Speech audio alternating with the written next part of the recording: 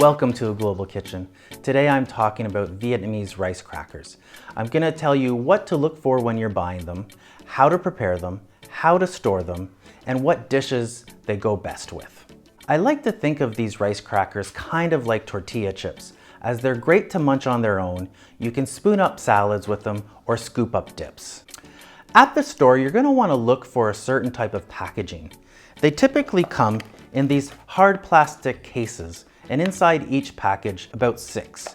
Whereas with rice paper, they come in these thin plastic packaging, and there's about 30 to a package. The untoasted rice cracker is much thicker compared to rice paper.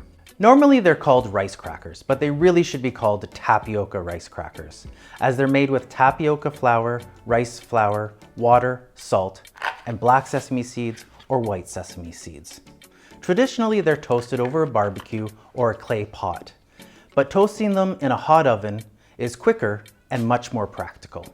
Place a cracker directly on the rack, close the door, and don't step too far away from the oven. After 30 seconds to 1.5 minutes, depending on how consistent the heat of your oven is, the cracker will puff up with tiny bubbles on the surface, curl a little, and turn from opaque to white. When this occurs, turn it over with a pair of tongs. Toast it for another 1.5 to 2 minutes.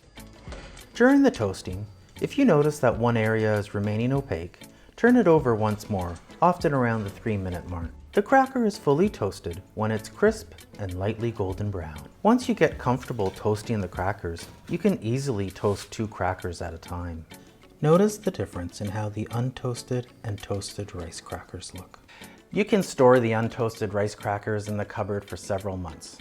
You can toast the rice crackers in advance as they stay crisp for several days. Just store them in a zip-top bag. To eat them, you want to break off a bite-sized piece. I like to have them with salads. So like a pomelo salad, for example, I'll spoon some on top and then just pop it in one bite.